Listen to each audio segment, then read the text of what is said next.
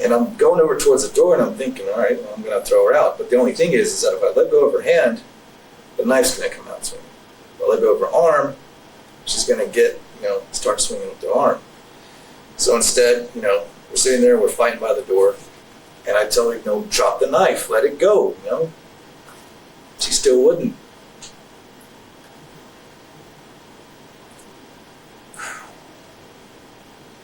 Finally, I noticed that, she quit, she stopped fighting. So I go and I let her go.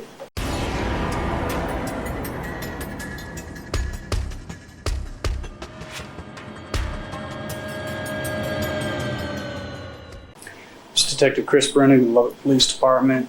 It is Monday, October the 10th, 2005, approximately 9:45 a.m. This is an interview taking place in connection with LPD case number 0544708. This is taking place at the Lubbock Police Department in the Persons Crimes Division in the conference room. Present in the interview at this time is myself. I'm Detective Chris Brennan. Individual you see being videoed at this point is Rosendo Rodriguez III. Rosendo, if you would, for voice identification, state your full name and your date of birth, please, sir. Rosendo Rodriguez III.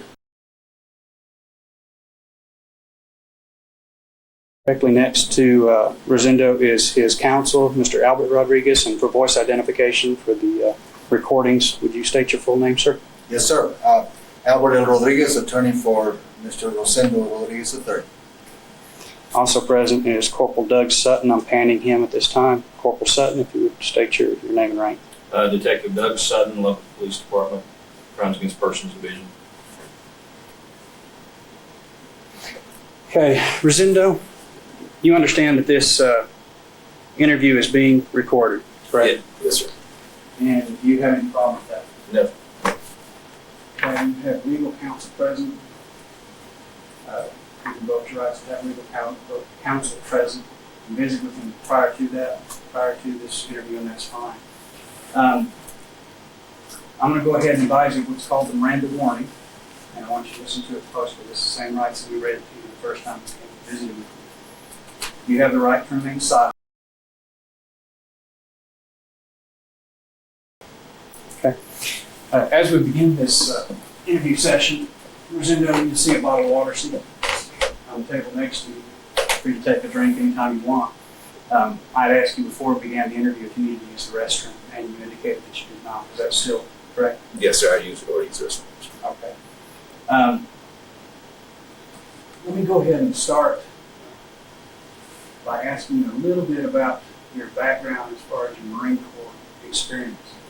I have some documentation in reference to that, but I'd like to see how well you remember the different level and phases of the Marine training. Yes, sir. If you would, with the dates approximated as possible, go ahead and give me that information. As far as like when I joined? When you decided to join the Marine Corps, what made you decide to join the Marine Corps? Okay. I joined the Marine Corps on August 23rd, 2004. That's when I reported to MCRD San Diego. So you joined the same day you enlisted? No, actually, a few months before, I had joined what's called the delayed entry program. And when was that? No, that was probably about, I'd say around May, June, something like that. 2004.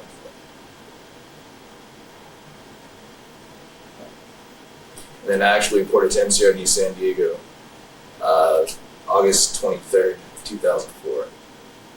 About like maybe 1 or 2 in the morning. That's when I stepped on the yellow footprints. Okay. And what type of training did you receive in the United States Marine Corps? All sorts, sir. There was like rifle marksmanship. There's of course physical training, close order drill.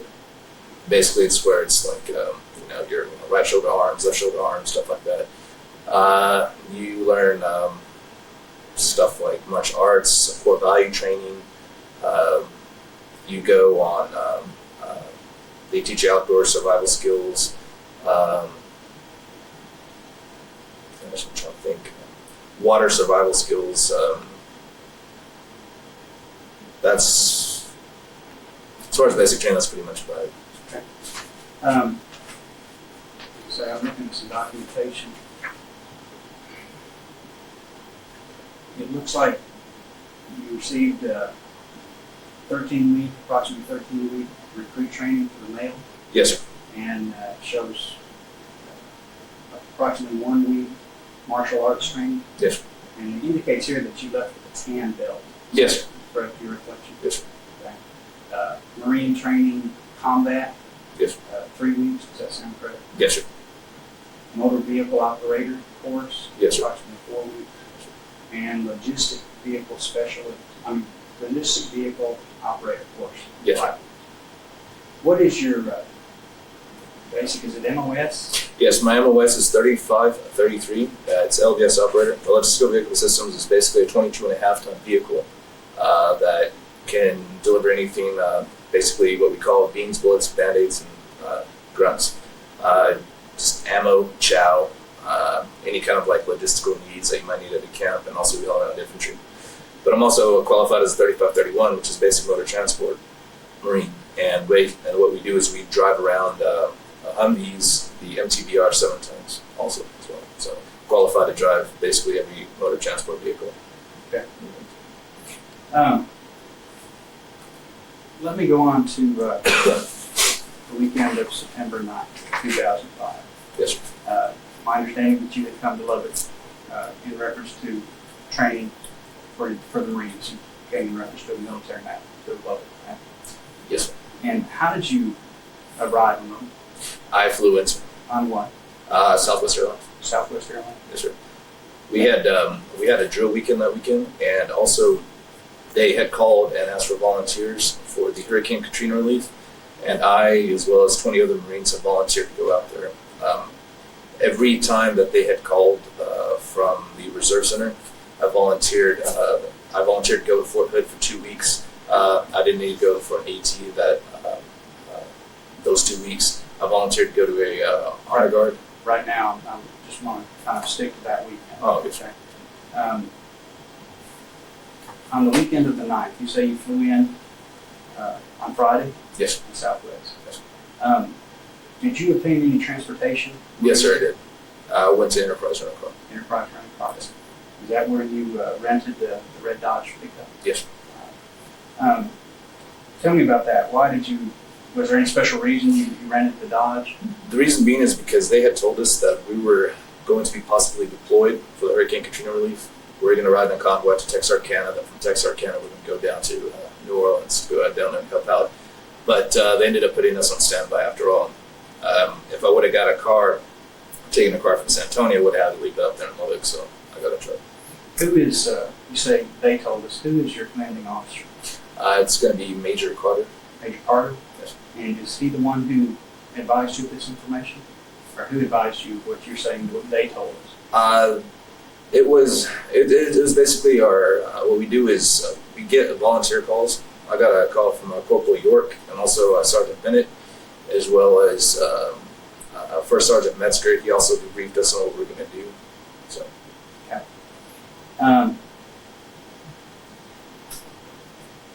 Going forward, you rented that red vehicle. Yes. And I want to take it, kind of jump forward throughout the weekend. Bringing us up to the point in time of, let's go from Sunday evening.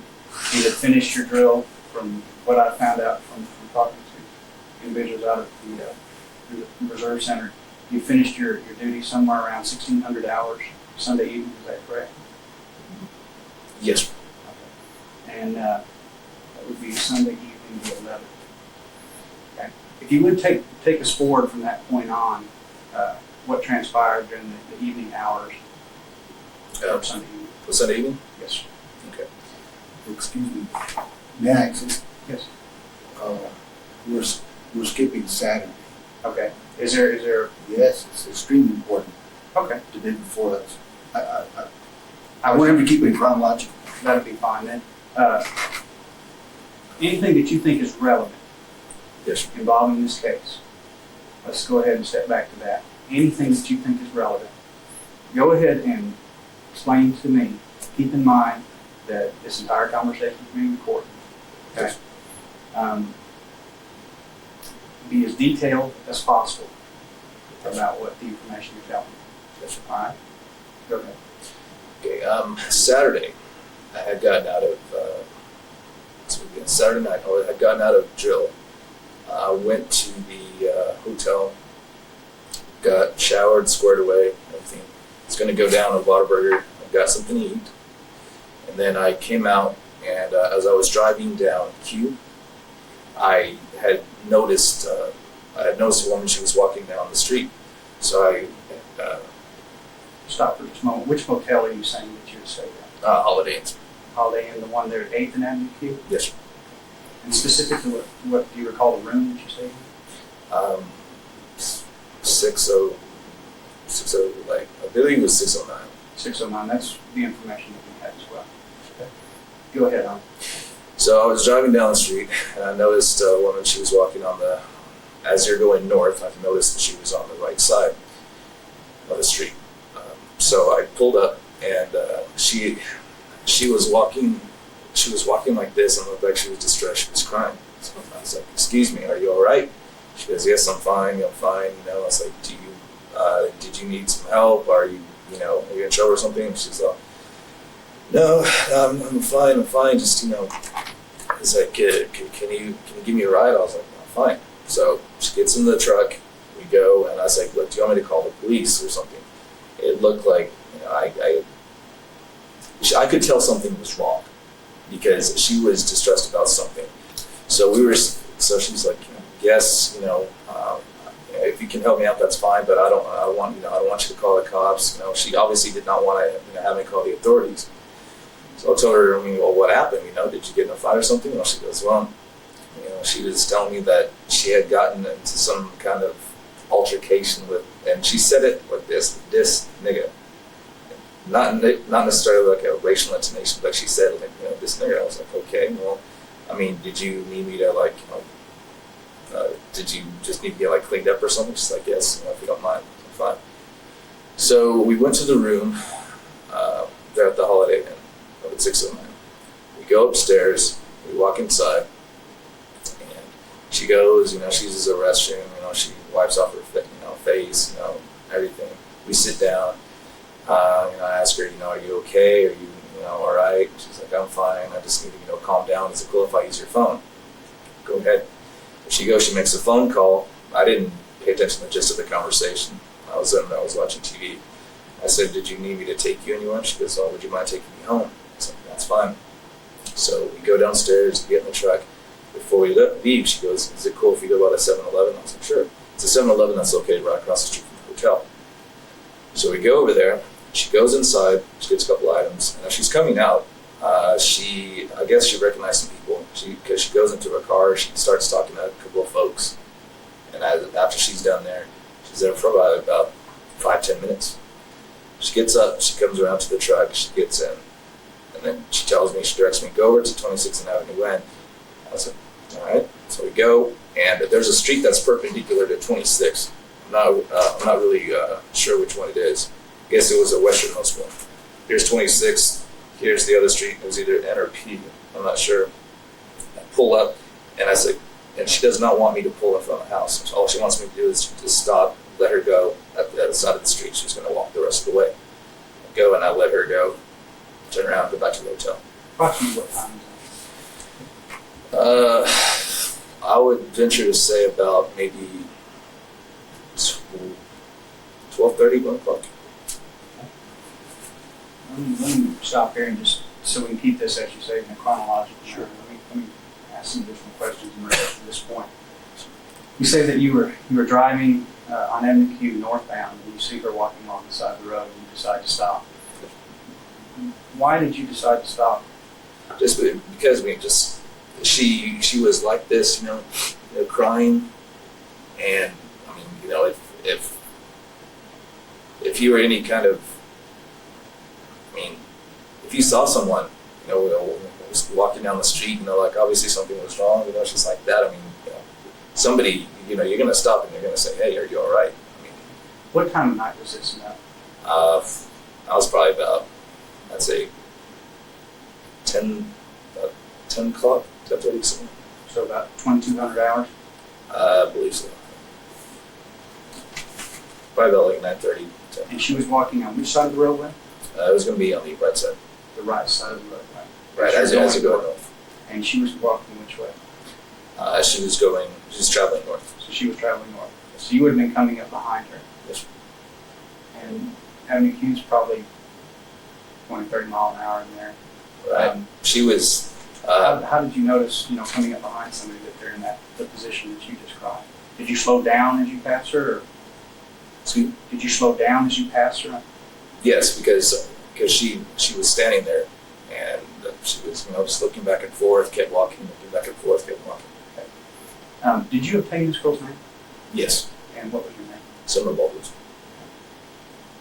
So you say you took her back to the room Yes. and let her clean up. But describe that more. What do you mean by clean up? She, like I said, she had been crying. Her makeup had been running. Her face was like real red and puffy. Her nose was like, real red and puffy. She looked like.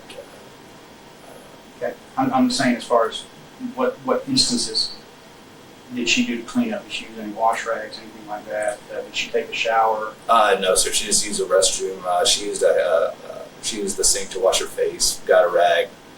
Dried herself off. That was about it. Do you remember any of the conversation that you had with her? Basically, she just said that she had indicated that she did not want to go home at the point. She had gotten a bit of an altercation. I didn't really want to ask. She obviously she did not want to go back, and I told her, I was like, is there a shelter, or something that you want to go to? She's like, no, it's fine, I'll be fine. So then you take her to 26 and N. Is she indicating that's where her residence is? I suppose she just said that she needed to go there. All right. Did you see what house she went into? No, sir. And about what time was this? This was about when I took her home. Mm-hmm. It was about probably 12:30, 1 o'clock, something like that. I'd venture. So 12:30, 01:30 to 00:30 to 0100 hours. Yes. And this would actually taken us up on the Sunday morning. Yes. And you had been drinking. And how much did you consume of alcohol? I had no alcohol that night. I thought you said you. That was Sunday morning? You had not been drinking at this point? No, sir. Okay. That's what you asked him to go into the next day. Is there any other contact you had with her that night that you think we need to be made aware of? No, sir. Go ahead into Sunday now. Into Sunday, I woke up about probably 0500, went to drill. Got out of drill at about, I'd say about maybe 5:30, 6 o'clock. Went to the hotel. Went upstairs, got dressed, got squared away, and called my friend Chris. We went out to the library to go. Actually, I went to go pick him up and stayed at his apartment and talked to him for a while. We were going to go see a movie, but we ended up going to the library. Okay. And from there, we had a few. What time was this that you went over? And you're referring to Chris Rodriguez, is that correct? Yes. Very long time friend of yours. Yes. For information about. Yes, sir. What do you think about Chris? He's a good guy, a stand-up guy. I mean, he's, Okay. trustworthy. Okay. Go ahead then on. You go over to Chris's. You stay there at the house. Do you remember meeting with anybody there at the apartment? And was that his apartment, or did you go to his girlfriend's apartment? It was his apartment. His apartment. Okay. Did y'all meet with anybody else then? I just met with some of his friends and stuff like that. Do you remember any of their names? Just his girlfriend Laura. That's about it. And then from there, where do y'all go? We go to the library, sir. How long? And the library, just for anyone who's not from Lubbock, what is the library? The library it's a bar. It's over in the Depot District. The name of it is a library. It's just it's a common running joke. Most parents often wonder where their kids are at, and they tell them they're at the library. You know, it's a bar. So technically, they're not lying. So. And how long do y'all stay there? We stayed there just probably about till I'd say maybe 12:30, 1. You know, we didn't shut the place down. Just Okay. So now you're actually getting into Monday morning. yes. Correct. And about how much alcohol had you consumed there at the library? I'd say about maybe 3 beers. About 3 beers? Yes. What about Chris? Probably about 3, 4. Who was buying the beer? We were gonna go halves, but I ended up buying it. Any special reason you bought it, or? No, sir. He offered to pay, but I told him, hey, look, I hadn't seen you in a long time. So. Do you remember talking with any of Chris's friends there at the library? There was one girl, Tia. I'm trying to think of her last name. I can't remember. T is correct. Do you remember any of the conversation that y'all were having there at the library? Just, you know, he was just telling about his girlfriend, you know, how they were doing, stuff like that. Just, you know, wanting to see, you know, if I was going to come back to tech and all that. What were you telling him about? What was your side of the conversation when you were talking? Just, you know, I told him, I said, I may come back to tech. I mean, it's like I like San Antonio a lot. I'd like to, you know, I would like to come back up here, but I was like, but I'm down at, you know, I was down in San Antonio, I had a good job. So. Okay. You remember talking anything about, you know, your military training or anything of that nature?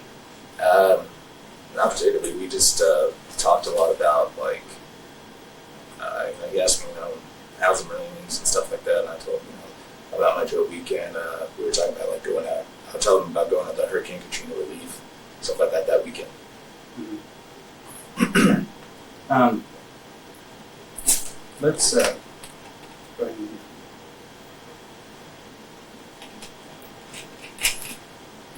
let's go ahead and go forward now. Yes. So you leave the library approximately 1 a.m. and you're driving the red pickup truck, correct? Yes. And where do y'all go? Take him back to Jefferson Commons. And was that his request, your decision? What? Well, he was riding with me. I went to go pick him up, so I mean, there was naturally out to him. So you dropped him off there at Jefferson Commons. Yes. And then proceed forward with what you do next. I dropped him off at about probably around 1:30.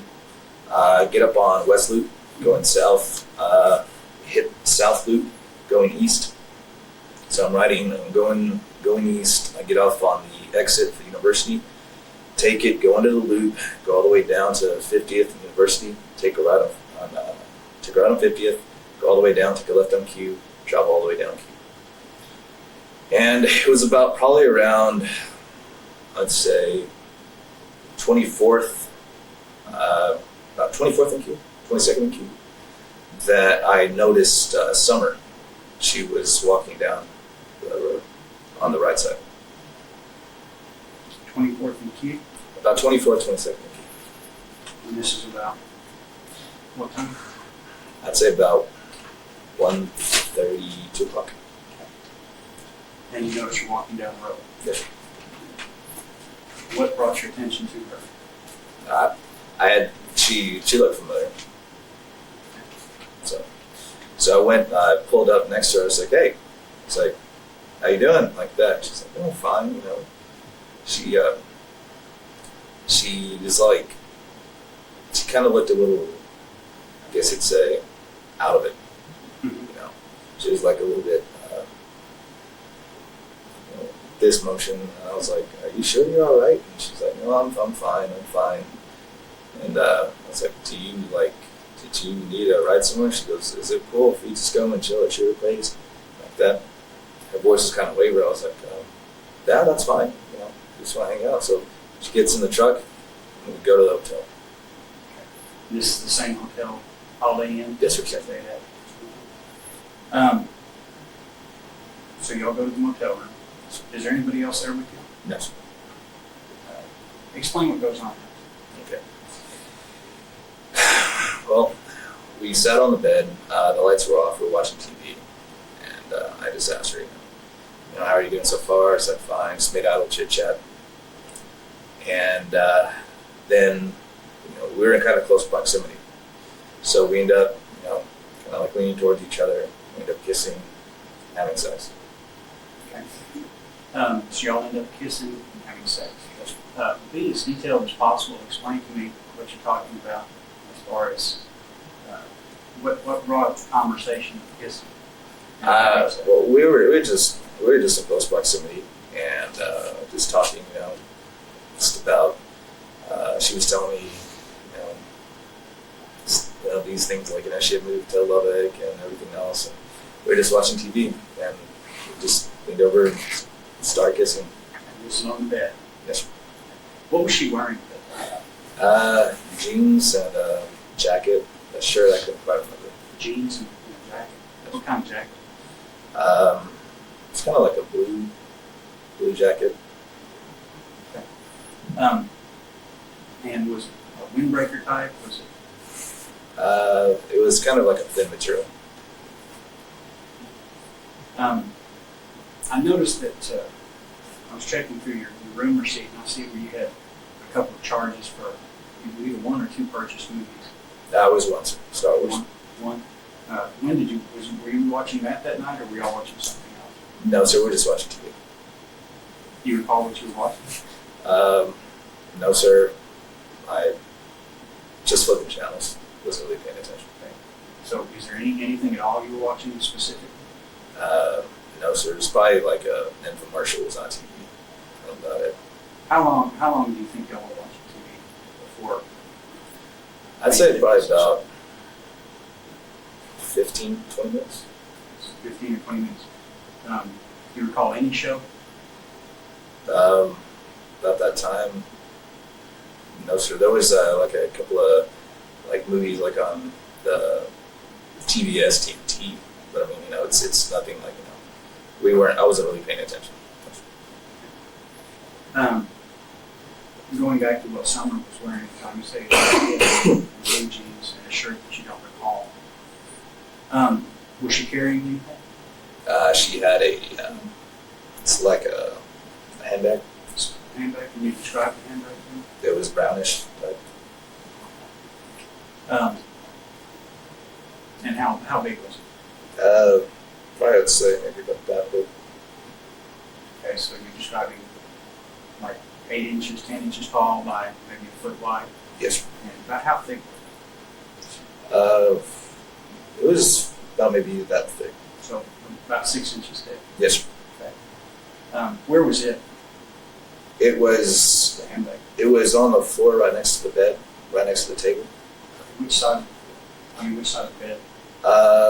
As you're facing the television, it would have been on the other side.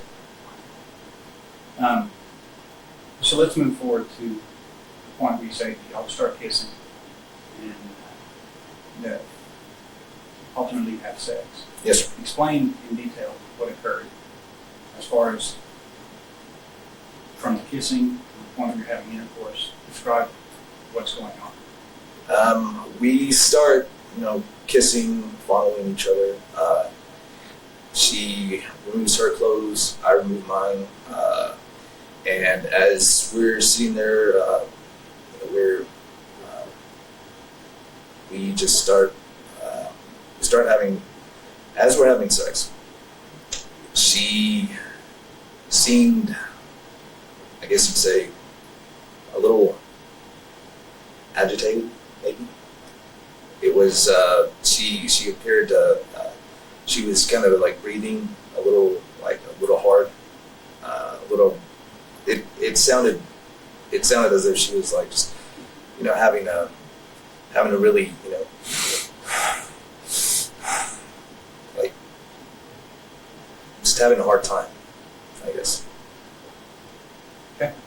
And I go, it's probably about maybe 10 minutes, and then I stop. I I guess you said. Let me stop you there for a second and kind of get a little bit more detail here. You say you did climax. Yes. Were you using any type of protection? Yes. And where had you obtained that protection from? I had bought it from the, I believe it was across the street from the Summer. When did you purchase that? I had bought that probably at the beginning of the weekend. Beginning of the week? Around the beginning of the weekend, maybe,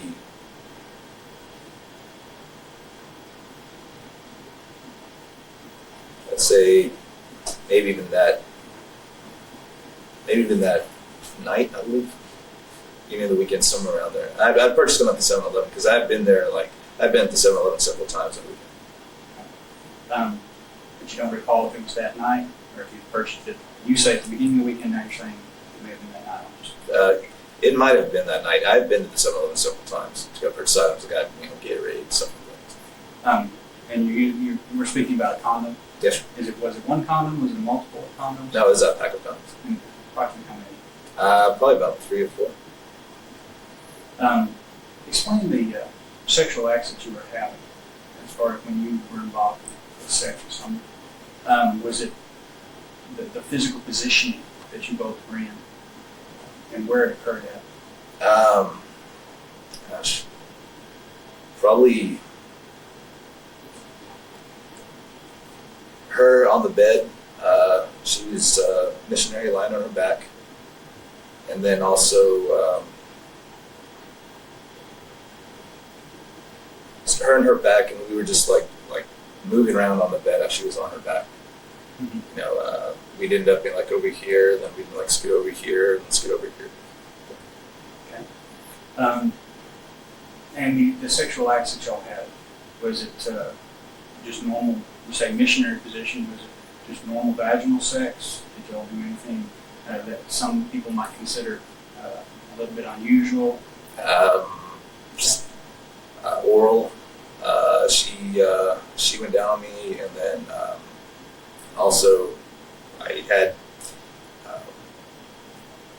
as we were going in, as we were like having sex, we also had from behind anal also. Now, is this with her still on her back? Yes. So her knees would have had been in a rather unique position. Is that correct? They were kind of like on the side, like here, but I mean, she was discomforted by it. She was discomforted. It looked like kind of like the whole time. So. What do you mean she was discomforted? Was she verbally saying she was discomforted? No, she like had like this look on her face, like she was pained. Pain. Okay. And is that the whole time you were having sex, or is that when you started having the anal sex? No, it was the whole time. The whole time. That's right. But yet y'all continued on for 10 minutes or something. Yes. And why was that? I asked her, I was like, "Are you fine?" She's like, "Yes, I'm fine. I'm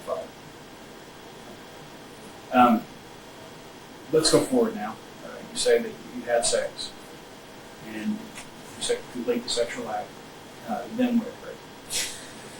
After we were done, I go get a pair of shorts, turn on the light, go around to go use the restroom. And I go to the sink, wash myself off, and as I'm coming back around, she's sitting, she's facing away from me. Like, here's the edge of the bed, here's the chair, here's the table, and she's leaning over, and it looks like, I heard a like, she's lighting something. I figured, she was lighting a cigarette maybe. It was a smoking room, I figured, it wasn't,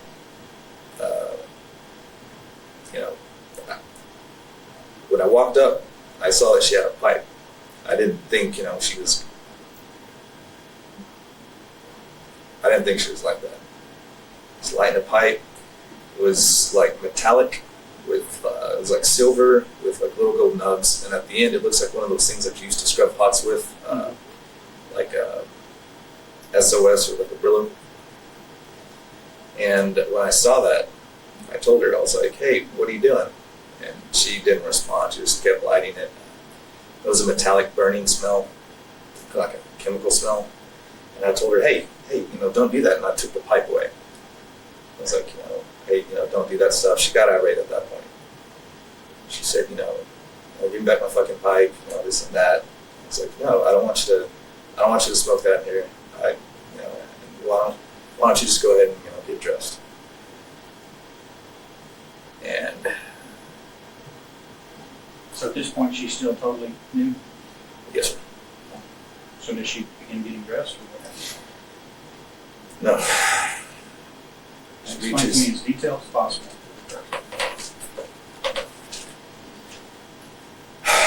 so I turn around, but I figure she's going for her clothes. She goes into her bag. She pulls out a knife. It's one of those little yellow fold-out ones. It looks yellowish, kind of like bone or wood. And she stands up and she comes towards me. She goes, give me my fucking pipe. At that point, I'm thinking, oh shit. I was like, look, I was like, take it, just, get dressed, leave. She goes, no, fuck that, fuck you and everything else like that. She starts coming towards me. She asks, where's your wallet? I told her, look, it's over there. It's just don't swipe at me. Don't cut me, please. She's coming towards me, and as she has the knife, like you're me, I'm her. She has a knife in her right hand. Now she comes towards me. I reach for her wrist, the one that has the knife, and I go and I pull her arm around like this. Like that. So you pull the arm around behind her? Yes, sir. And where are you at? You're behind her at this point? Yes, sir. And where are y'all standing in the room? We're standing still kind of like here's the bed, there's the table, there's the chair. We're standing up right here in front of the bed. So as I have her there, I grab her hand, the one that has a knife in it. I grab it with this hand, and with my other hand, I have it around her like this. Okay. Around her throat, like that. You have her arm pulled around her throat? No, Her arm. her arm is right here with the knife, and it's right here. That's where her arm is. My arm came around her neck like that. And I tell her, hey, quit, drop the knife, quit, this ain't, I'm not, I was like, just, quit trying to, swinging her arm back and forth. She was all, fuck you, all this. We're starting to struggle.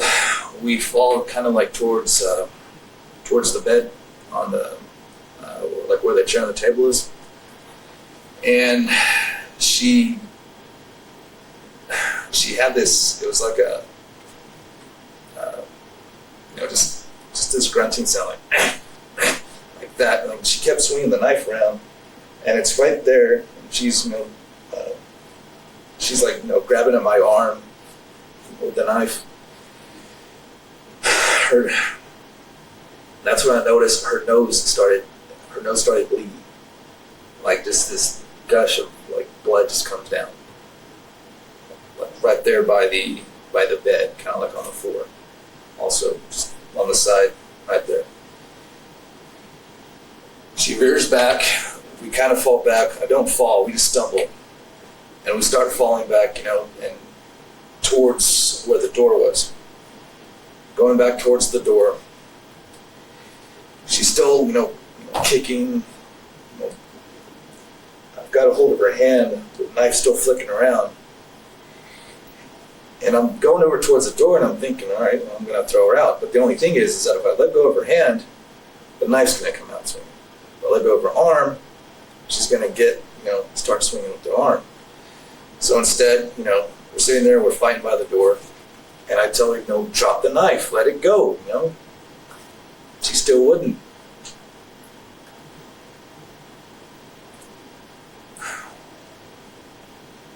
finally,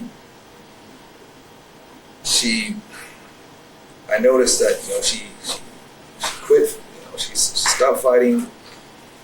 So I go and I let her go. She was lying across from where the carpet meets the tile floor from the bathroom. I sit there on the toilet.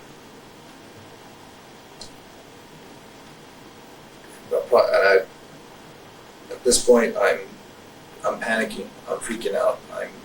My arm is sitting there. It's shaking because I had it rigid for so long. She's lying on the floor.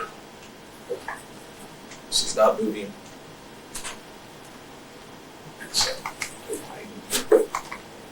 She's lying on the floor. She's not moving. I'm sitting there.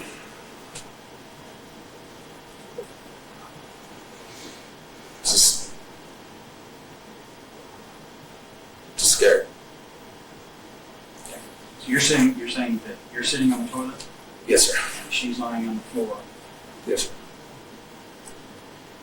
So I go and I check. I check to see if she was still breathing. I check her pulse on her wrist and there was nothing. Okay.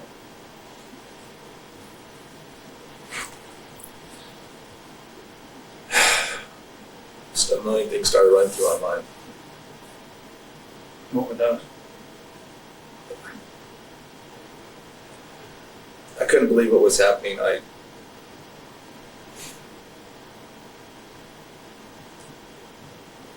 just got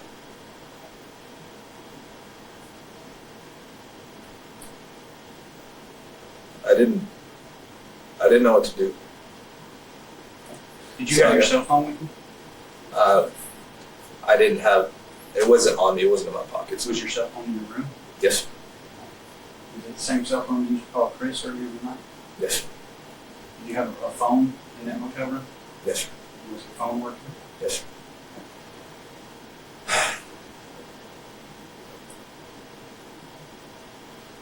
What did you decide to do? I put on my shirt. I put on this, I had sandals. And I thought I should have called him. During this time that you're deliberating on what to do, you say you have the presence of mind to check your pulse, correct? In your military training, did you receive any first aid training? Yes, sir. Did you receive any training as far as CPR? Yes, sir. The only thing was that her face was, she had blood, like on her nose, on her mouth. You were a trained Marine, though, correct? Yes, sir. Did you attempt CPR? No, sir.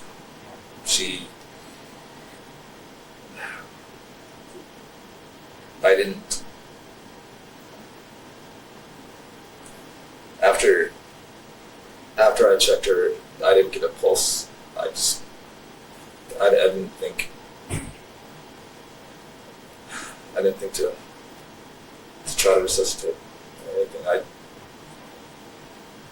Tell me what you did next. What did you decide to do next? Tell me the time span.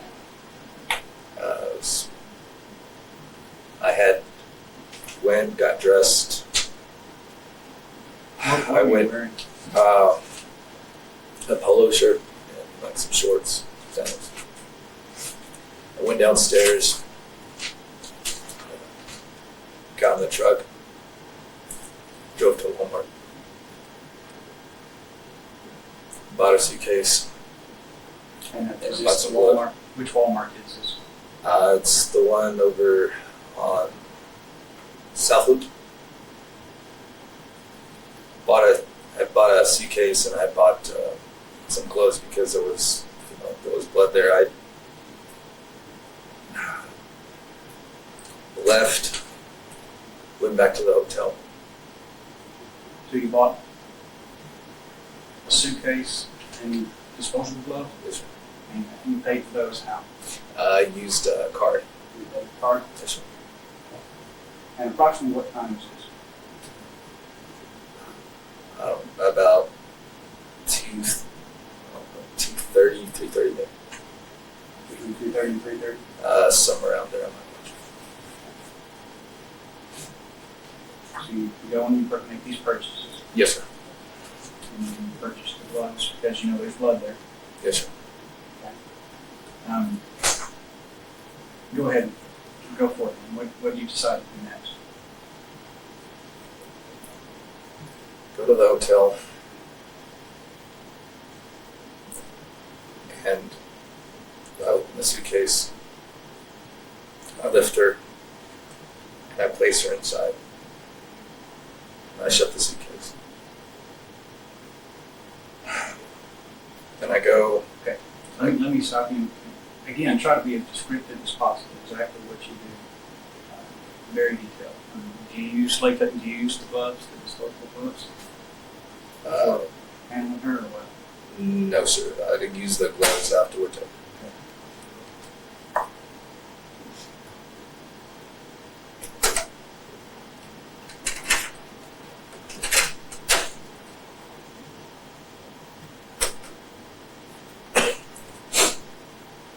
Just for purposes of the audio recording, it's roughly 10-30 hours, and you flip the tape over at this point.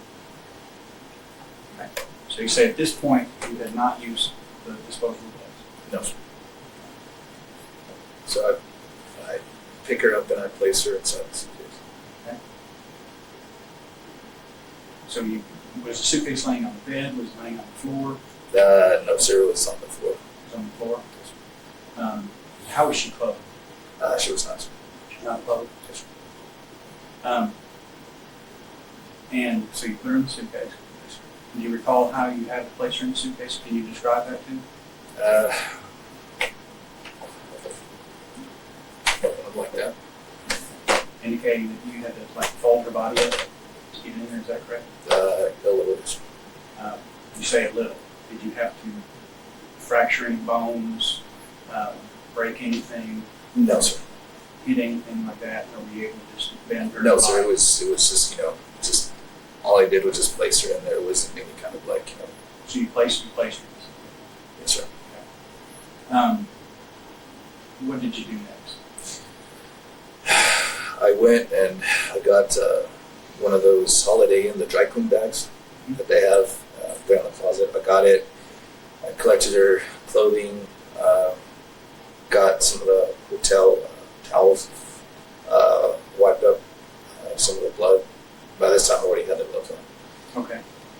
Wiped up some of the blood, placed all these articles in the bag. There was a sheet on the bed that I had taken off. Had a little bit of blood on it. Placed it in the bag. As I was going through, I had noticed that there were two knives. One was metallic, and the other one was the one that was over there by the bathroom, the one that she had.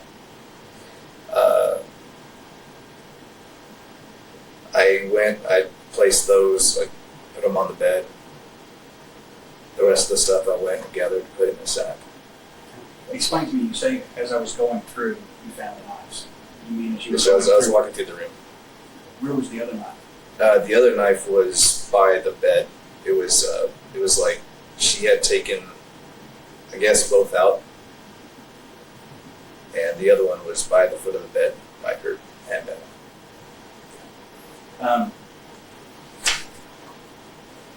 I have some knives here which have been turned over. These are just pictures of knives Yes, turned sir. over by your attorney to Ranger Collins. This is Yes, sir. These are.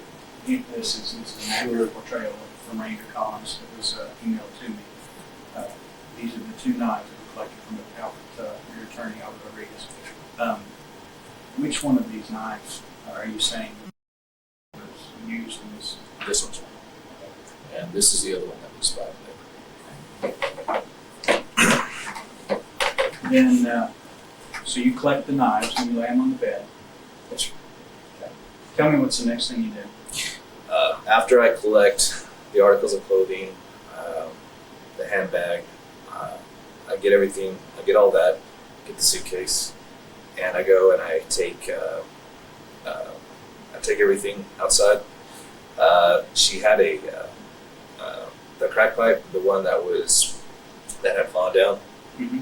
That one, it had been, I had thrown it in the trash right next to the Coke machines there at the Holiday Inn. Okay. And after that, the elevator came. I went downstairs, took the suitcase and the bag, the clothing, the handbag. I put it in the truck. I got in the truck. I went down and over by where the Guadalupe Center is. So you're carrying the suitcase down? Yes. And you're rolling it down? Yes. Do you take it down the elevator? Do you take it down Take it down the stairway? elevators. Do you take it out just straight out the front of the lobby? No, sir. There's a side door. So you take it out the side door? Yes, sir. Did you have to go get your pickup and drive your pickup around to the side? Or? No, sir. My pickup was already on the side. So you take it out. Do you put the suitcase in the bed of the pickup, or do you put it in the cab of the pickup? Where do you put the suitcase? The suitcase was there right beside me in the cab. So you actually put it up in the cab portion of the truck? Yes. Okay. You have the clothing. Where is that? It's on the floorboard. Where's her purse? Her purse is right there too. Okay. Is it in the bag as well, or is it separate? Or No, it's separate. so you have purse, the bag, and her body now in a suitcase. Yes, sir. Okay. Is there anything else? That's all that I can tell. What do you do next? I go and I drive down Q. I take a right, and you remember where those old grain elevators used to be? Yes. Like over there? Over there, that's by kind of where the Guadalupe Center is. Correct. Okay. I go, I turn down that street where here's the Guadalupe Center, right? There's a street, I turn right, and then I take like another right in a residential neighborhood. I pull into an alley, and I go down, and I pull around to a dumpster that's at the end. And I remember it had like, there's the alley, then there's some grass with like 3 trees on it. The dumpster's right here in the alley, and then there's a street running behind that. And I go, I pick up this suitcase, face of the dumpster, I drive down, take the bag and and her handbag, her purse, throw it in the dumpster. Probably like, so maybe a few dumpsters down, and then I leave. Okay. Where do you put the suitcase? Put it inside the dumpster. Okay. About what time in the morning is this? Probably say about maybe 4:35. 4:30 to 5 a.m.? About that time, I'd say. I'm not quite sure. And when you put her body in the suitcase into the dumpster, Yes, sir. did you cover it up with anything? Did you just throw it in there? Did you try to conceal it under stuff? No, sir. I just placed it. You just placed it in? And you were by yourself? Yes, sir. Okay. What did you do next? I got in the truck. I went to the hotel. Sat there. I stayed up for a while. Just kind of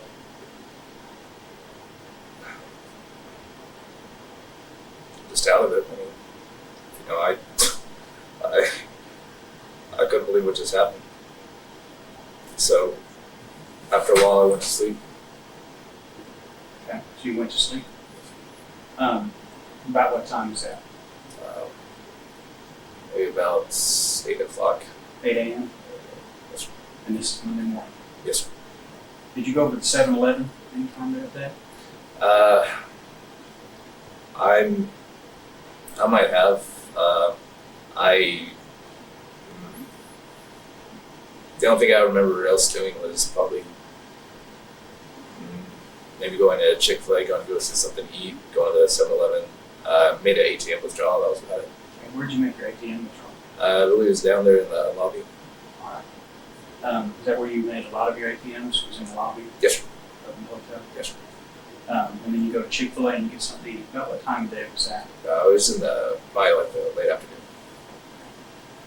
Do you recall what you ordered? 2 number ones, body size. 2 number 1 value size.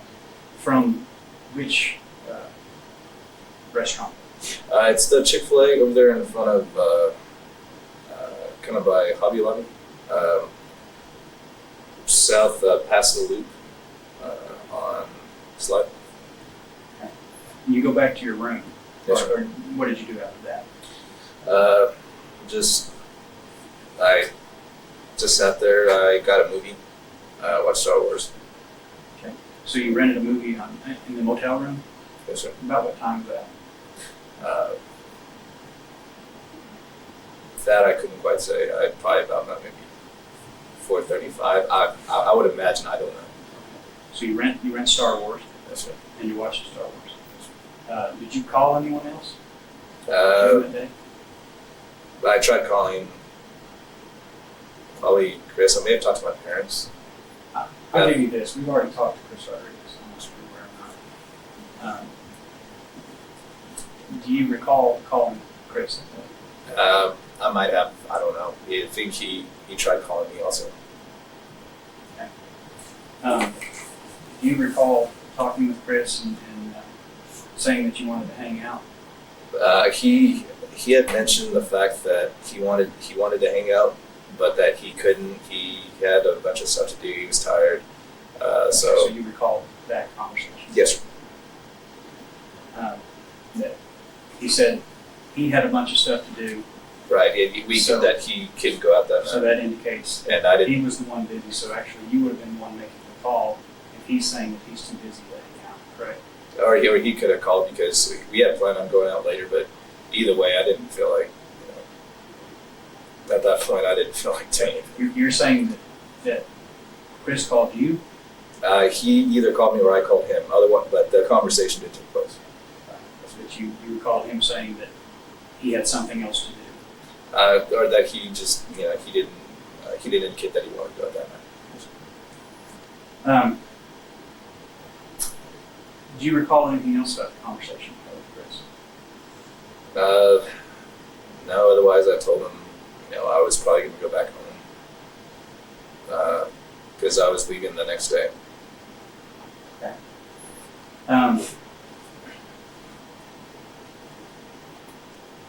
And then what did you do the rest of the evening? I just stayed there in the hotel.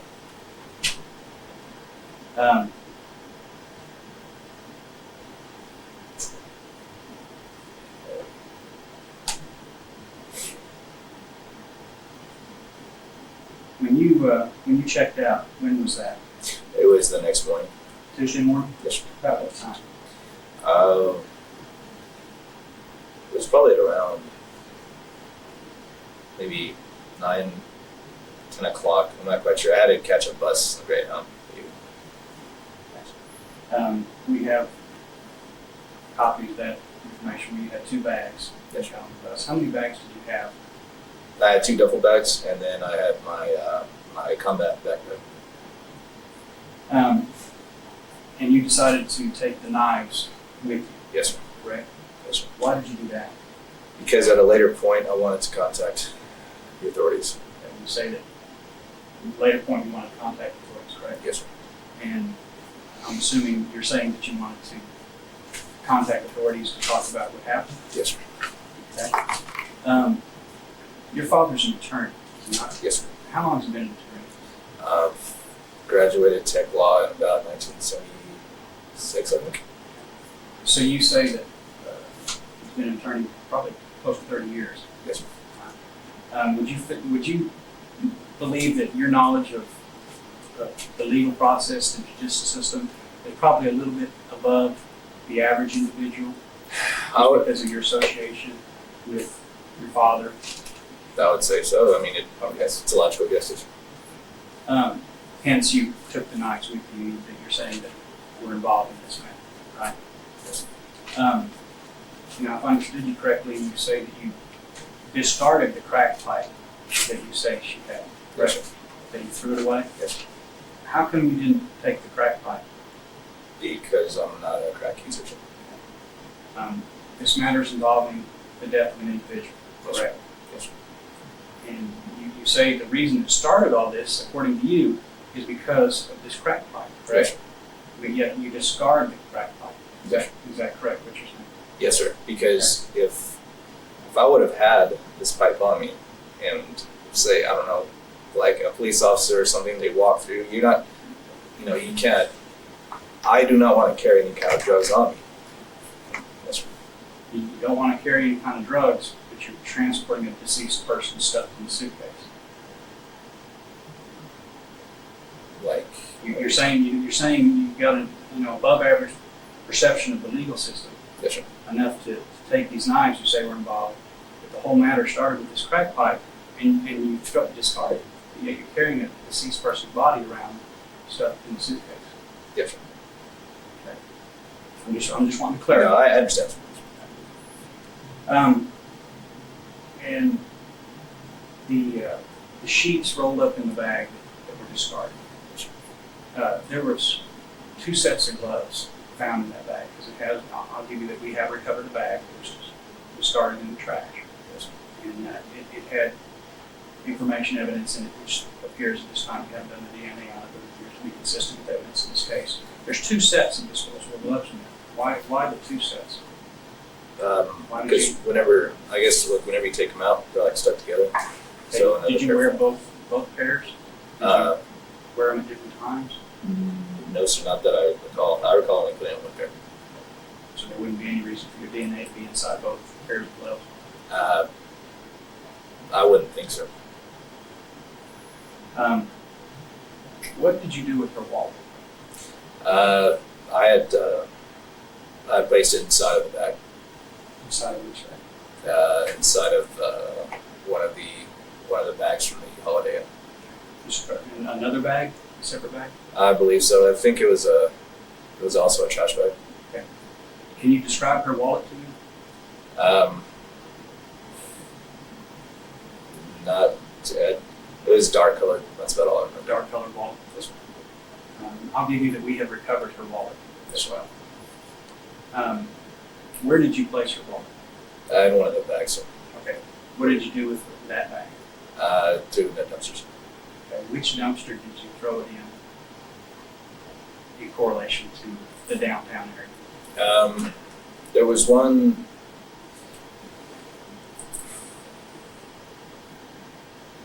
It's over there by the Guadalupe Center, and then there was. I had noticed that there was one place. It's kind of like by 7-Eleven, I guess, around there. It's about a 7-Eleven around 8th and Q. Yes, sir. I'll give you that the wallet was recovered from a dumpster between 14th and 15th Street, between Q and Avenue R. Does that sound consistent with the area that you're talking I about? would think so. It's kind of like it's by on the same side of the street where the 7-Eleven is. Why did you see to take her wallet out of her purse and separate it from the other property that you talked about? Her wallet was, I believe, with maybe another article of clothing. It's no particular reason. I had noticed that it was out, and I just wanted to just get rid of it all. There's no reason why. Okay, explain to me. You say you noticed it was out. Yes, sir. Was it out of the purse? Was it in the purse? No, sir. It was outside of the purse. Okay. This is something we haven't really gone into before. When I'm telling you to be as detailed as possible Yes, sir. about this. Why was her wallet outside of the purse? I guess she was fumbling around inside of it whenever she pulled out the knives. Why did you see the need, if you disposed of her body in the dumpster over by the Guadalupe Center, and that's north of 4th Street, east of Avenue Q, and then some 18 blocks away is where you dispose of her wallet. Why did you see fit to do that? Because after I placed her in the dumpster, and some of the articles that she had over there by that down from that dumpster where she was in, I noticed that there was still some stuff inside the truck. Okay, so When do you notice this? As I'm coming back, going to the hotel. Okay. Say as you're going back to the hotel's at 8th Street. Yes, sir. How come you drive all the way up to 15th Street to dispose of this property? That I don't exactly remember. So just went, pulled in, just random dumpster, threw it in there.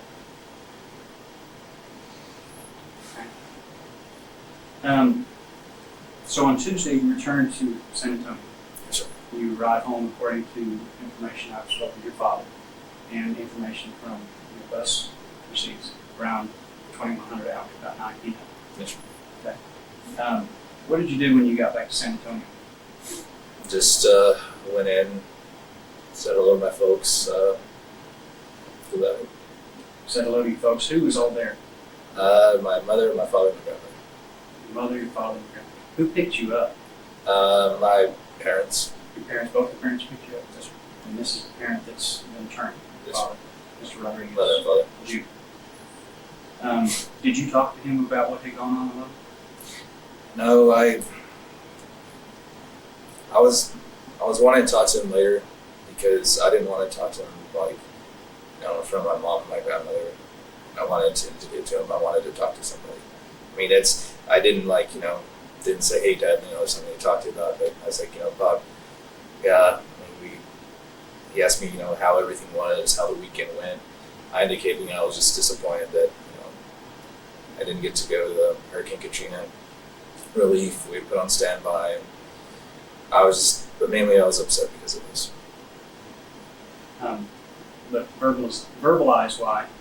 You say you were told him you were upset or disappointed about not getting to go to the hurricane relief, but you didn't mention anything about No, sir. being upset over that. He could tell I was upset, but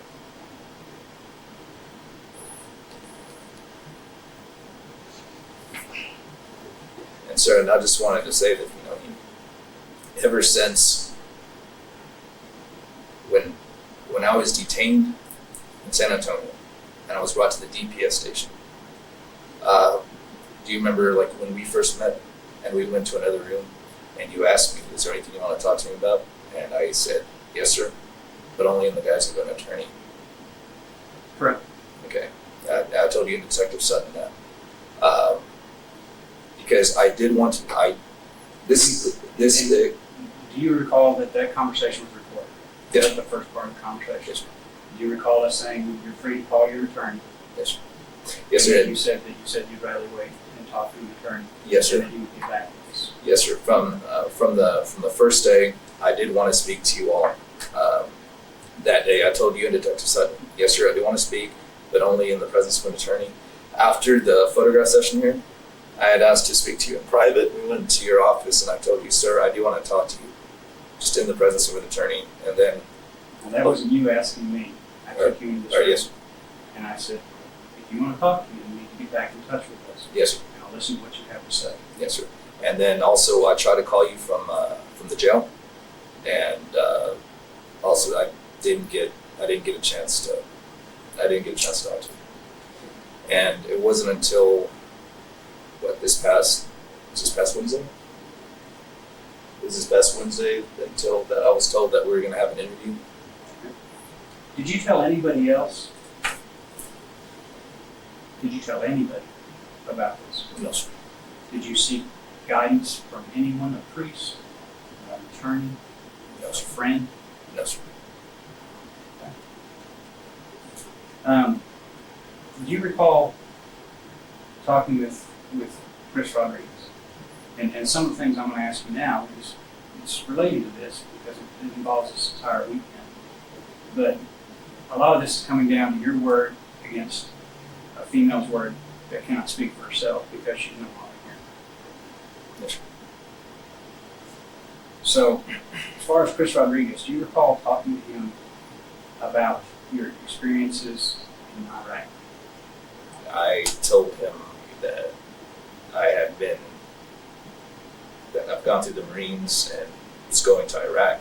Our unit's leaving, I believe, in April. Okay. Do you recall sharing rather graphic stories with him about instances you've been involved in issues where you've been deployed in Iraq?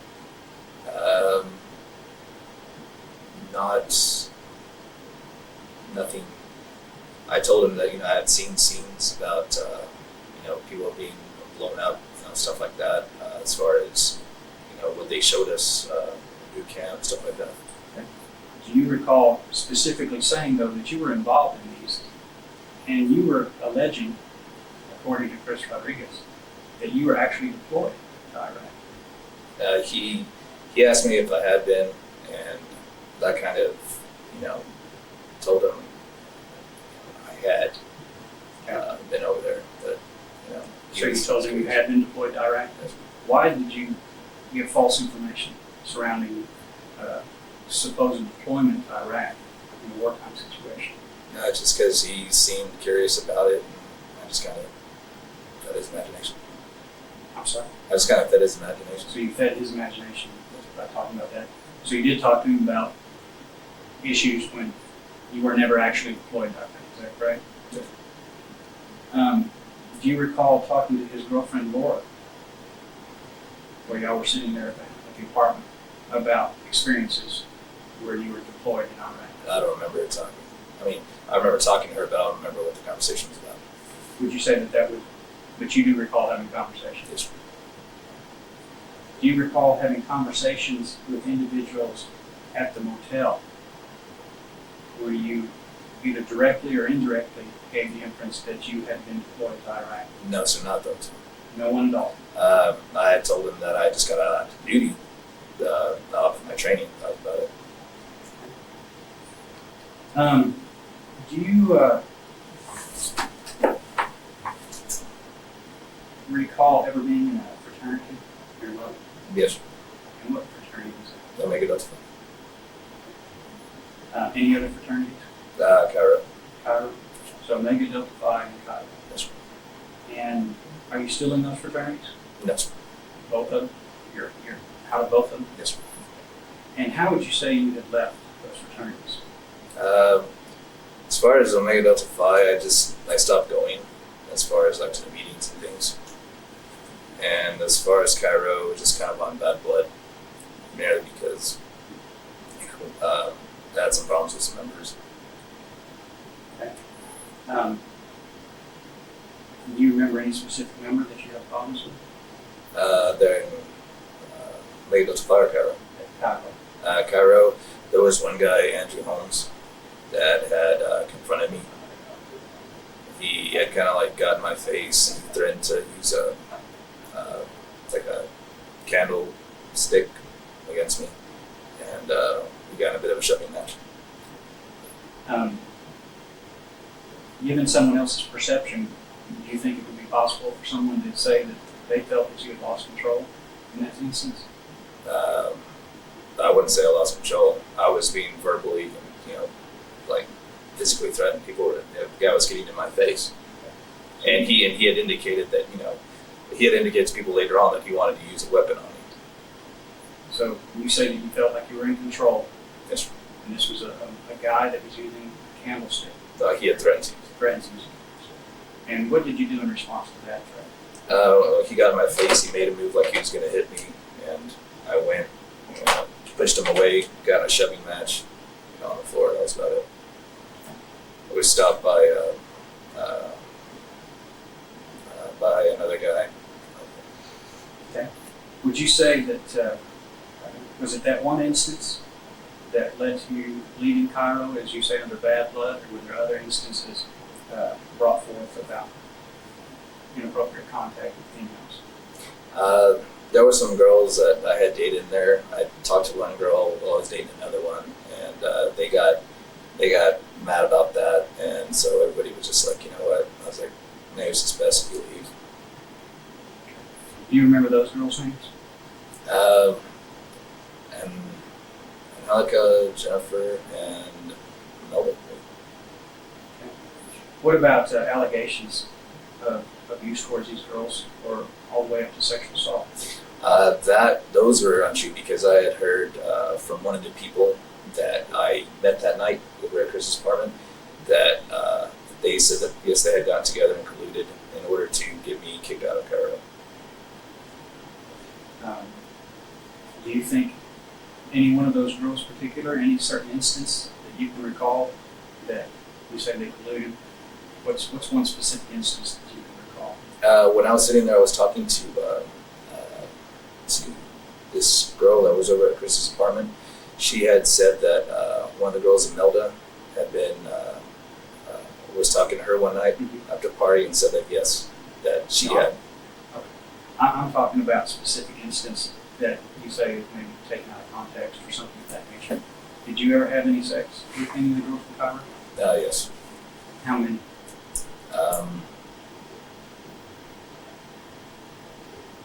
About, I'd say, maybe 5. About 5 girls. And what is sex to you? Just well, with them it was casual. But to you in general, let's say. It depends if I meet a girl who I really like, then it's emotional, it's caring. But if I meet a girl that if we meet for maybe a few days, maybe a few weeks, it's like a 6-month fling, something like that, or it just depends on the situation. It's either serious or it's not. Would it be, or do you recall making a phrase to someone that sex to you is like a handshake? It's a way to say hello and it's a way to say goodbye. Do you recall making that comment to someone? No, nothing like that. Just I've remarked that to me, it's casual at times. For some, it's not. People know that people that I get involved with, that I do get emotional and I do care for them. But it's not like it's not every instance or situation. Has there ever been an allegation against you for inappropriate abuse towards a female or sexual related allegation? As far as any of the stuff that was false and caught road, but no, not that I would know. Do you recall working at the South Plains Mall at a place called Image Plus Yes, sir. back in 2003? Yes, sir. Do you recall talking to an investigator with the Lubbock Police Department about an allegation that was made against you? I do remember that. But as far as he said that someone, it was unidentified, and I was never contacted about it again. Tell me about the instance where you went to this girl's house. I had never went by, sir. You never went by? No, sir. No, sir. That's what you're saying you recall. Yes, sir. Do you recall her name? No, sir. Do you recall how you met? It was there at Image Plus, I suppose, but it was never. I had told I guess the detective or whoever it was, that I had not went over there, and he followed up on an investigation. Nothing ever came up because obviously I was not the one. How would I provide you with the case number? Fines from 2003. Have you ever, or do you recall, and a lot of things I'm saying, I'm not just throwing it out there, I'm giving you an opportunity to explain your side. Yes, sir. You're saying you received extensive training in the Marines, and you are a Marine, correct? Completed all these courses in combat and martial arts. Yes, sir. Did you complete those satisfactorily? Yes, sir. Do you recall talking to a female and making a statement that you knew 7 different ways to kill somebody with your bare hands? No, sir. You say you don't recall ever saying that? No, sir. No. Would it be fair to say that you know 7 different ways to kill somebody with your bare hands? You can, but I never. From your training in the Marines, Yes, sir. did you receive any training on how to terminate someone's life with your bare hands on? Yes. Would it be more than one way? Yes. The manner that you demonstrated to me just a moment ago, in reference to this, was that any of the training that you had received? As far as that, The throat hold? yes, sir. So that was training that you had received in in the Marines. Yes, sir. But it's only meant as a submissive hold. It's not meant as lethal. But apparently somehow Yes. it turned out to be. Yes, sir. Did you make any other physical contact with him? Any type of hitting? No, sir. Any type of shoving? No, sir. Did you knock her to the floor? No, sir. Did you push her against the wall? No, sir. Okay.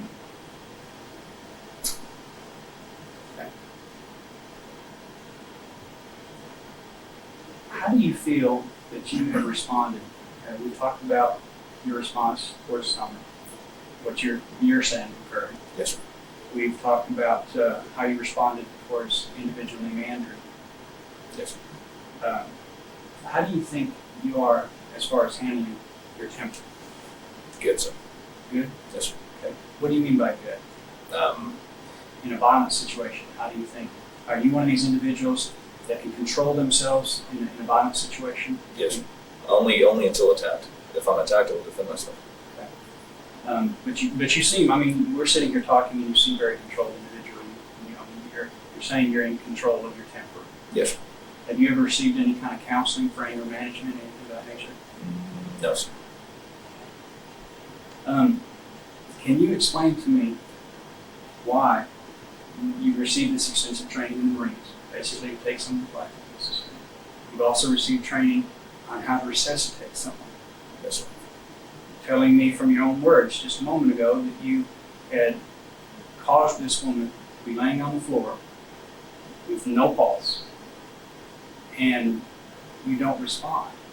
You say you're in control enough to control your own temper and your own actions, but yet you say you're so out of control that you don't know what to do. You don't know how to give CPR, even though you've been trained to do that. Can you explain to Albert, Corporal Sutton, and ultimately the district attorney's office and a jury, can you explain to me why you did that, or why you failed to act? Because when I was sitting there on the toilet, I figured, all right,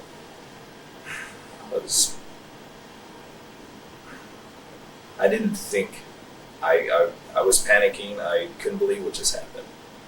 When I looked down at her, her face is covered in blood. I didn't want to put my mouth on her, on over her mouth. I just didn't think to do it. Okay. And yet, I was panicking at that point. okay. You had sex with her just minutes before, correct? Yes, sir. Intimate, vaginal, and anal sex, oral sex, correct? Yes, sir. Okay.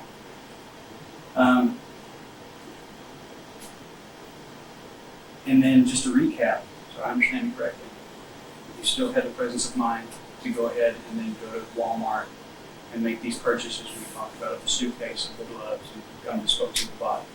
How come during that process, having the exceptional or the elevated understanding of the judicial system, did you not call 911? Because I immediately at that point I thought, my God, what did I do?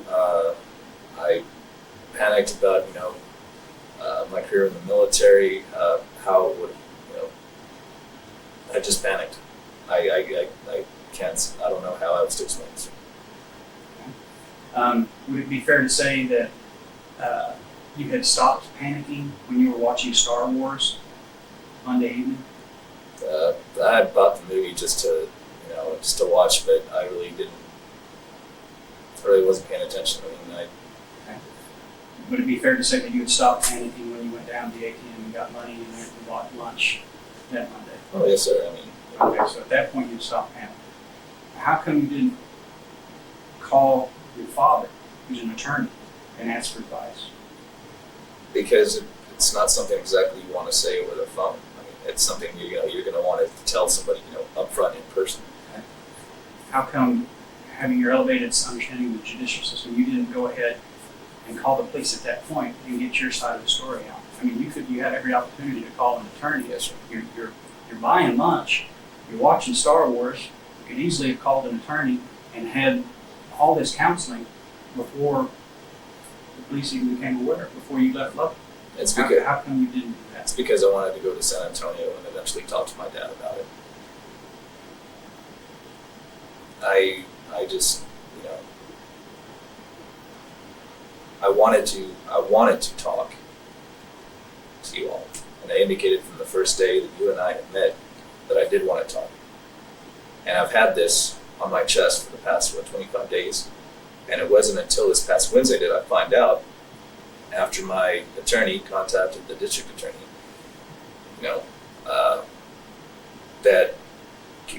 that y'all actually wanted to sit here and talk and have the interview. Because there was something, obviously, that, nobody wanted to talk to me up until this past Wednesday. And I had wondered, what happened. I asked my attorney what happened. He said he sent a letter. Then finally we got to talking.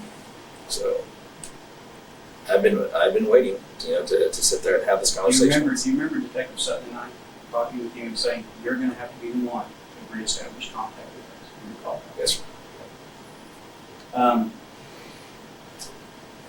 Going forward on Summer, you realize what she did some of the time as a way to earn money. Do you not? Sir, at that time I did not know. You had no idea. No, sir. Um,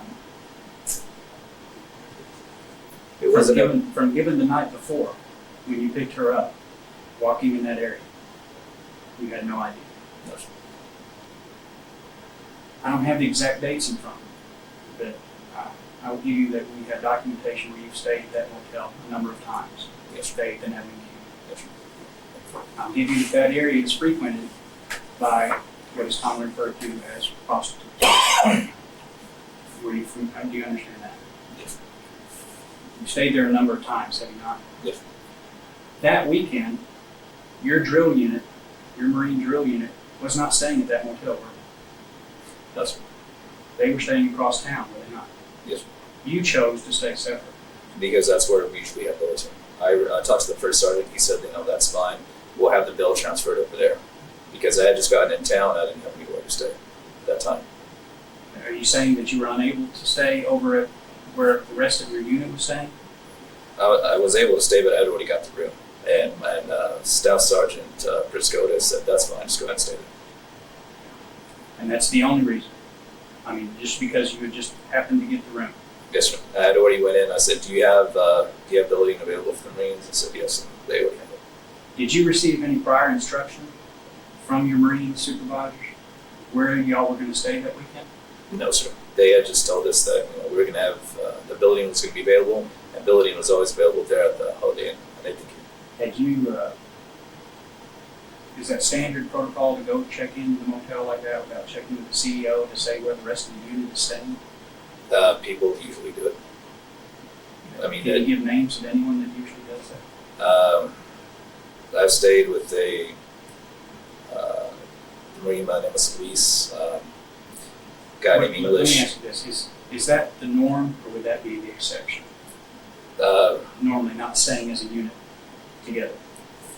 Not staying as a unit. I mean, would that be, where you stayed off by yourself, is that more of an exception than the normal process? I'd say so, but I mean, either Okay. way, Let me ask you this. The rest of the times you come to Lubbock for drill, yes, sir. did you stay with your unit? I've stayed with At the the same unit. hotel? Yes, sir. Okay. Given that Summer, I'll tell you that she did earn some money that way. Did any money exchange hands between y'all? No, sir. Did y'all ever talk about money? No, sir. So other than the fact that she wanted the money from my wallet, that was about it. Tell me more about the money from the wallet. She wanted the money from my wallet. I pointed to where it was. That was about it. Where was the wallet? It was over the nightstand. And when did this exactly take place in the sequencing of events that you told us about? That was the night that she pulled the knife on me. Right. But I mean, when in the sequencing of events? Make us understand a little bit clearer. I mean, was it prior to her smoking the crack? Was it after her smoking the crack? After. When? After. It was after her smoking the crack. She pointed to the wallet and said she wanted money. Is that correct? Okay. Is this prior to or after the time that you took the crack pipe away from her? This was after the time. So, before you're telling me that, if I recall this correctly, and feel free to interrupt. You're telling me that she was smoking crack and this upset you and you grab the crack pipe away from her, and then you turn your back on her, and then all of a sudden she pulls a knife, correct? Yes, sir. Now you're saying that there's a wallet, and you're saying that she asked about getting the money out of the wallet. When exactly did that happen? That's when she grabbed the knife, she stood up, she's like, "Now give me my fucking pipe," this and that. I was like, "All right, fine." And then she's like, "Oh, you know what?" I was like, "Where's your wallet?" She's like, "Where's your wallet?" It's like, it's over there. As she turned, the knife was away, I grabbed the knife. Grabbed her hand.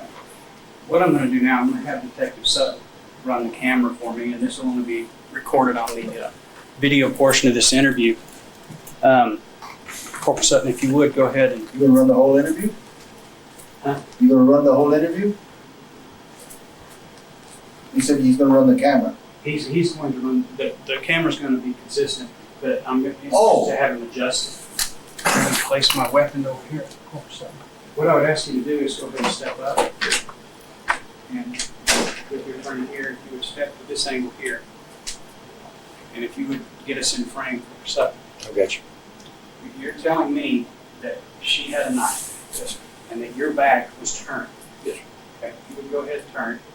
Okay. And you're saying that she had a knife in her right hand. Yes, sir. Correct? Demonstrate to me in the sequence of events what had occurred in this case. Had the pipe. I was going, looked, turned.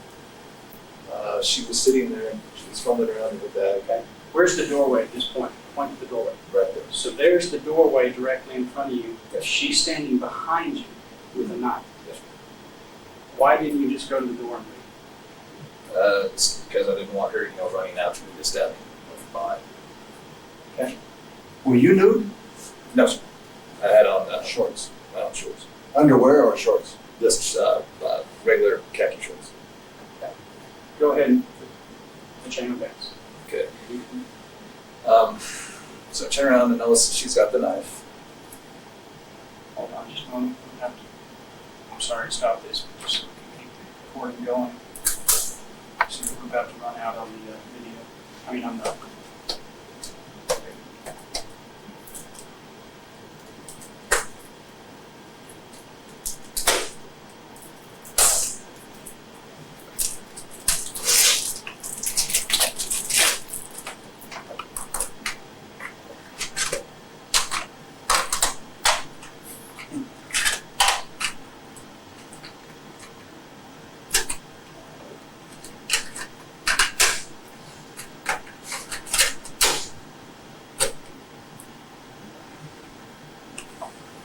Give us just one to make sure it's starting. Beginning side A, tape number 2, it's approximately 11:17 hours. We'll proceed on with the demonstration. She has the knife in her right hand. How is she sitting? Is she standing? She's standing. Okay. And the doorway's that way. Where's the bed? Bed is right. I'd say probably about right here. Okay. Probably up there. Okay. Okay. All right. I'm just gonna make these movements. It's not gonna be sudden or anything. That's fine. All right. Just got that.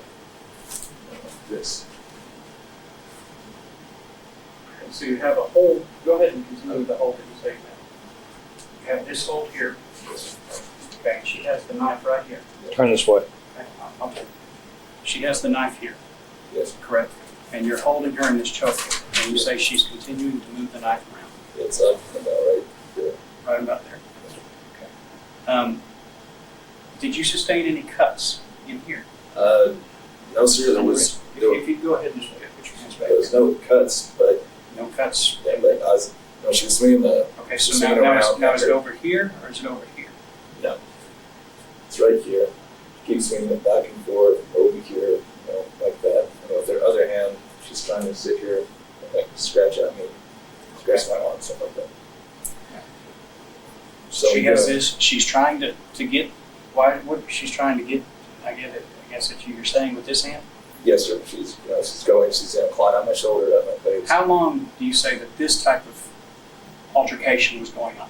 Oh, this? Yes. Oh, the whole time. She was like moving it back and forth. Okay, you're saying she's moving it back and forth.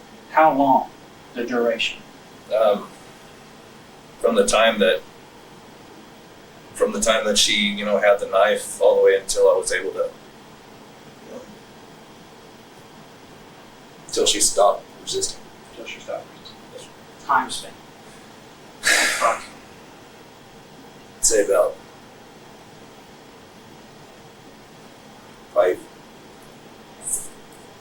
maybe about 3 minutes, 5 minutes. 3 to 5 minutes. 3 to 5 minutes. Did you have any scratches on your arm? Yes. Yes, from her other hand. We have full documentation, body photos. Abrasions, that we can find them.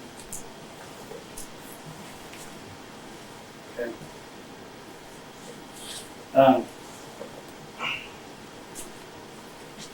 Given that Summer's actions, smoking crack, saying she wanted your money, using a knife on you, would you have felt that this may have elevated her to the realm of a possible prostitute, is what you're saying? Turned out that way, yes. But you're saying that she was smoking crack, threatened you, and demanded your money, Yes, sir. and yet you still chose not to call the police. Yes, sir. Have you ever been with a prostitute before? No, sir. No. No, sir. What do you believe are qualities of a good Marine?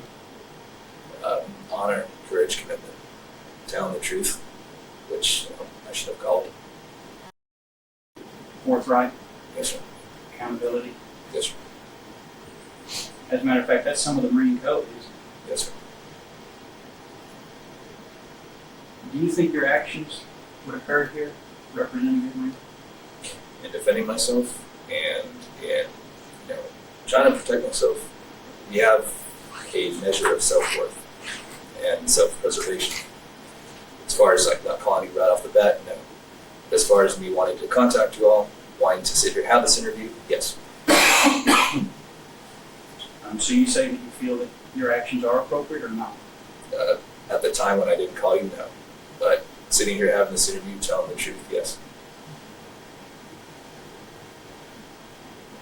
What about your actions as far as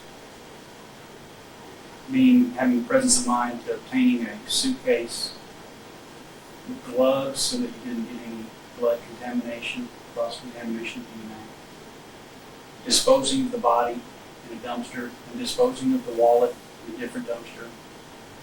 Do you think that represented the proper actions of a Marine, a civilian, No, sir.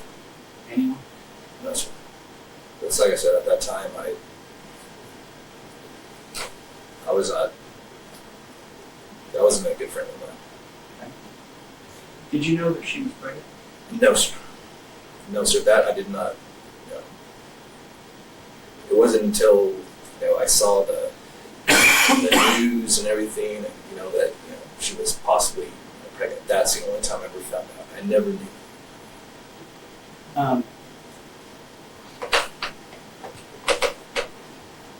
Have you ever had any tests for a socially transmitted disease? Whenever we went to MEPS, Was that in the process of Marine? Yes. Any other tests? I've gone to Thompson Hall before. Thompson Hall? Yes, sir. At TED? Yes, sir. And what were the results of those tests? Rosendo, I've been doing this a long time, Yes, sir. and I've heard an array of different stories, some true, some not true. Yes, sir. I'm telling you now, some of the information that you're giving us is not consistent. I'm telling you now that I'm offering you an opportunity to explain this further. Yes, sir. Anything you think we need to be made aware of, ultimately a jury needs to be made aware of. This is a good opportunity for you to come forward on this. Okay. What is it specifically that you're? You're going to leave it at that. And I'm offering you an opportunity to expound on yourself what has occurred here, any of the events that have occurred, is there any other details that you think the jury needs to be made aware of, or the police department or district attorney's office needs to be made aware of? That's rather simple. I mean, you know, that's whatever you've asked, whatever you need to know. That's all that I can offer. Corporal Sutton, do you have any questions? Rosendo, have you ever, in your past, teenage or anything like that, have you ever had any occasion to be involved in the death of a person? No, sir. Okay, and there were any car wrecks, anything that, tragedy, No, sir. like that? No, sir. When you talked a little bit with the adjustments, I was gonna say when I've been in car wrecks before, but never like as far as like personally. so you're not a person that is, quote, familiar with sorrow or death? I mean, that's just not something that's been around you? Well, I mean, yes, I've had family members who died, but like cancer. Okay. Some of this information that we talked about, prior history being in the fraternity, things like that, was when you were in the fraternity where you said there was some bad blood there with one of the guys, and then there was some stories or allegations that were there. Were there anything else ever alleged or brought up against you while you were in the fraternity? No, just the fact that I stopped going to meetings. I didn't want to affiliate myself anymore. So they said, you still want to be part of it? I said no. So.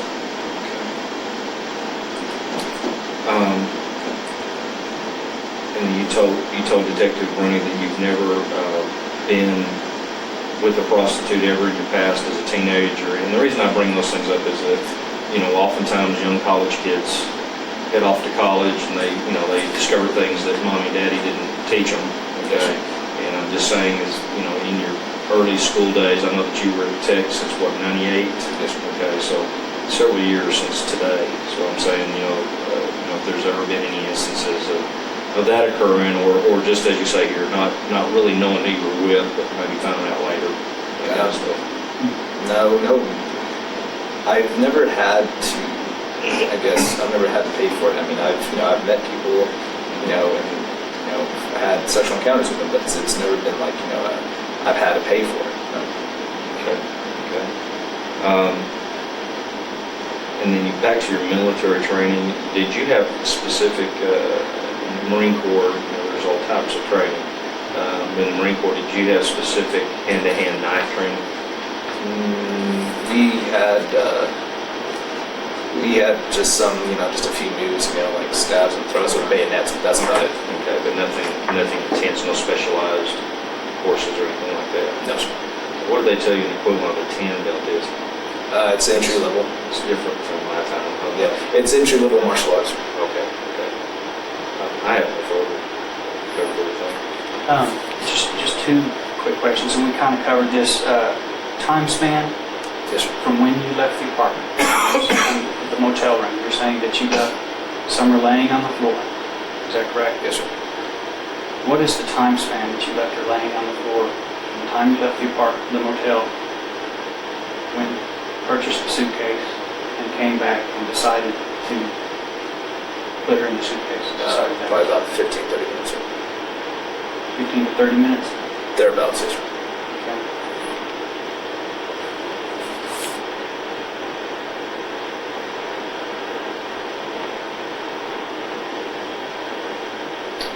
And when were you planning to tell anybody? We didn't arrest you, or Rangers didn't arrest you until Thursday. Yes, sir. This is 4 days after the fact. Yes, sir. When was it going to be convenient for you to have a conversation with your father? I wanted to get him when he was alone. My mom and my grandmother You're was. telling me that at no time in between Monday and Thursday you could have made arrangements to be alone with your father or with an attorney between Monday and Thursday? It's just, I wanted to tell my dad, but I never actually sat there and planned a time to do it. So you never actually even started to give this enough thought to sit down and plan a time to tell him? I did think about it, but I never got around to it.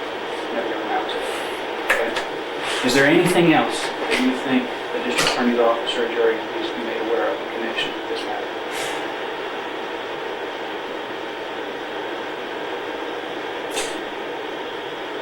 Other than the fact that, I noticed that, she had, when I had picked her up, like the second night, I had noticed that, she was like a little discolored, like her face. She had like a couple of bruises on her back. I mean, that's about it. That's all that. That's all that I can recall as far as anything else. All I remember is that she just seemed like she didn't want to go home. She wanted to stay as long as possible. That's about it. That's all. Now, was that Saturday? It was both days. Both. Both days. She just indicated that she didn't want to go, but eventually, I was like, hey, you gotta go. I have things to do the next day. So. She just indicated she did not, she was worried about something. Is there anything else? That's about it. Let me ask one question. Did you have sex with her the first night you met her? No. Did y'all do anything? I mean, kissing, making out, anything like that whatsoever? Could anybody have seen you kissing her, anything like that? No. Okay. I am. Can I ask him a couple questions? I think that's fine. Okay. Rosendo, you say that you all were, well, at least the second night, both of you were nude. Yes. So you saw her completely nude? Yes. Could you tell how many months pregnant she was? No, sir, it didn't even appear that she was pregnant. Did she tell you she was pregnant? No. She didn't have a little belly? No. No, when I was reading, and hearing out the news articles and hearing just from other inmates in jail, they said that, when she was 5 weeks pregnant, but it was up until that time that I found out. I didn't even know. So, it was never my understanding that, she was pregnant. Also, I explained to you some police reports that I got from the Justice of the Peace, that some of the witnesses in this case reported that she was at her home with a John. Yes. And there was this black guy, Quincy Freeman, Yes. and there was a Cayetano Rodriguez, and Tattoo, who was Bruce Brewer. Do you know those people? No, I don't. Were you the John who went with her to her house? No. Did you ever go to her house? No. I never pulled up in front of her house, dropped her off, like right down from the street. And from talking with other inmates there in the jail, some of them have said that Quincy, he had been there with his brother Bon, Bin, something like that. I don't know. It said that they had talked to Detective Osborne, and that they were seeing that they had been talking to me. Maybe I need to do my investigation at the jail. Is there anything else that you would like to add that a jury will ultimately hear in connection with this? That's about it. And then, are we still on? Yes. Okay. Now, bear in mind, and the reason that we're here, that you requested to come here, is because you wanted to clear this matter up. Is that correct? Yes. So, if the detective keeps saying that a jury's going to hear, you understand that a jury may or may not even hear this. You Yes. understand that? Yes. All right. And you realize that this information has been completely recorded and Yes. served as a voluntary and sworn statement in connection with this criminal investigation. Clearly, I'm unbelievable person. It's approximately 11:35 hours, and this will conclude the recorded portion of this interview.